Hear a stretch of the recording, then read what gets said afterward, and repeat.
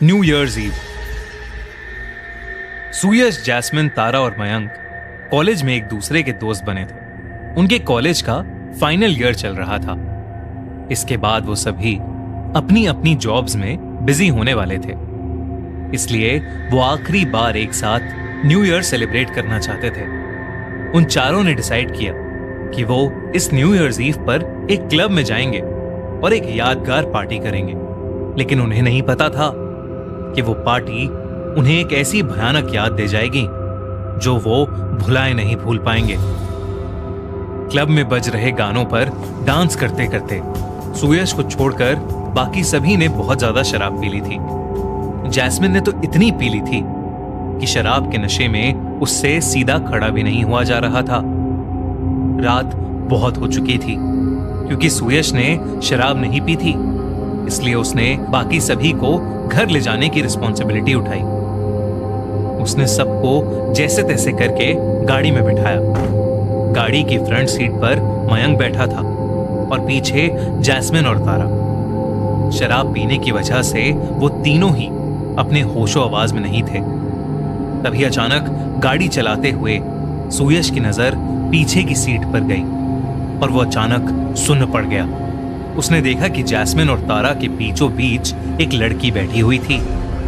सुयश की नजरें उस लड़की से मिली तो उस लड़की की आंखों से अचानक खून के आंसू निकलने लगे। ये देखते ही सुयश घबरा उठा और गाड़ी का स्टीयरिंग एक तरफ घूम गया।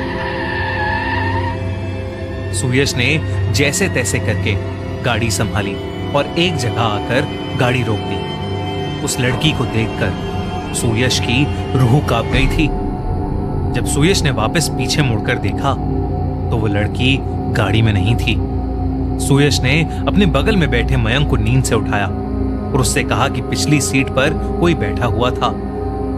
मयंक ने पीछे मुड़कर देखा तो वहां जैस्मिन और तारा के अलावा कोई भी नहीं था। मयंक ने सुयश का मजाक उड़ाते हुए कहा, भाई दारू मैंने पी है और नशा तुझे चढ़ रहा है। ऐसा बोलकर मयंक सुयश पर हंसने लगा, क्योंकि वो लड़की अब सचमुच गाड़ी में नहीं थी। सुयश को भी लगने लगा कि शायद वो उसका वहम ही था और वो वापस गाड़ी चलाने लगा। तभी जैस्मिन को होश आया और उसने कहा कि उसे चक्कर आ रहे हैं। सुयश ने गाड़ी साइड में लगाई और जैस्मिन को उतार कर गाड़ी से बाहर ले गया। जैस्मिन ने गाड़ी से उतरते ही उल्टी कर दी। उल्टी करने के बाद सुयश ने मयंक को आवाज देकर पानी की बोतल मांगी और कुछ ही सेकंड्स में सुयश के पैरों के पास एक पानी की बोतल रोल करते हुए आ गई। सुयश ने उस बोतल को उठाया और मुड़कर देखा तो मयंक और तारा गाड़ी में ही सो रहे थे।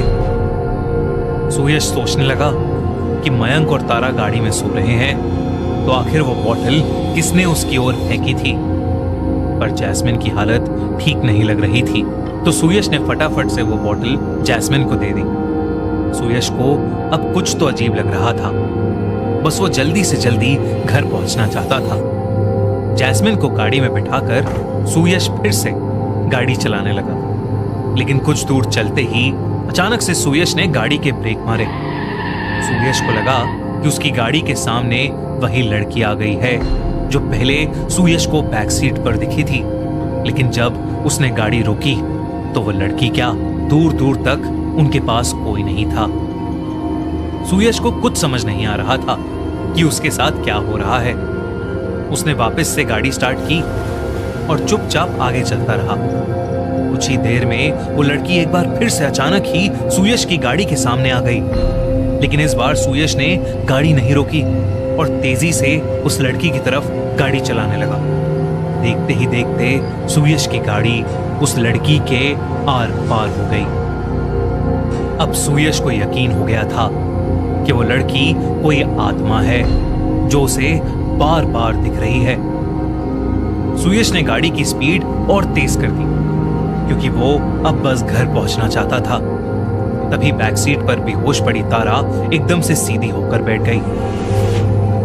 वो बिना कुछ बोले बस सुयश को घूरने लगी। सुयश की नजर जब तारा पर गई तो सुयश ने उसका नाम पुकारकर उससे बात करने की कोशिश भी की, पर तारा मानो सुन्न होकर बस उसे घूरे ही जा रही थी। तभी तारा एक अजीब सी आवाज में कुछ बड़बड़ाने लगी। सुयश डर के मारे मयंक को उठाने की कोशिश करने लगा, पर मयंक होश में ही नहीं आ रहा था। देखते ही देखते तारा के चेहरे का रंग बदलने लगा। उसका चेहरा सफेद पड़ने लगा और तारा अपना सर गाड़ी की विंडो पर जोर जोर से मारने लगी, इतनी जोर से कि उसके सर से खून निकलना शुरू हो गया था। तारा बिल्कुल पागल हो चुकी थी और सुयश को कुछ भी समझ नहीं आ रहा था। सुयश के अलावा और कोई भी होश में नहीं था।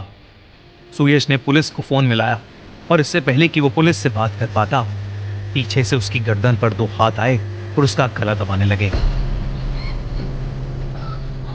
सुयश का कंट्रोल गाड़ी से हट गया और गाड़ी सीधा जाकर एक पेड़ से टकरा गई। सुयश को जब होश आया तो वो एक हॉस्पिटल में था। उसी रूम के बेड पर मयंक भी लेटा हुआ था। पुलिस जब सुयश से पूछताछ करने आई तो उसे पता चला कि गाड़ी में बैठे सभी लोगों की जान बच गई थी, बस कुछ गहरी चोटें आई थी।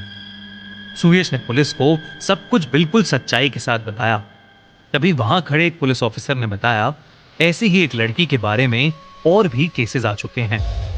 ऐसा माना जाता है कि उसी रोड पर न्यू ईयर ईव के दिन एक लड़की को एक गाड़ी ने टक्कर मार दी थी।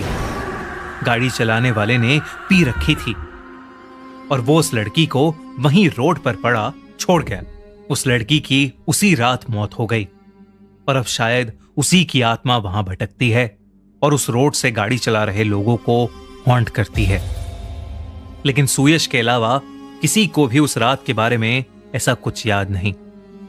सुयश को आज भी उस रात से जुड़े भयानक सपने आते हैं। उस रात के कई महीनों बाद तक भी सुयश ने रात में गाड़ी ही नहीं चलाई।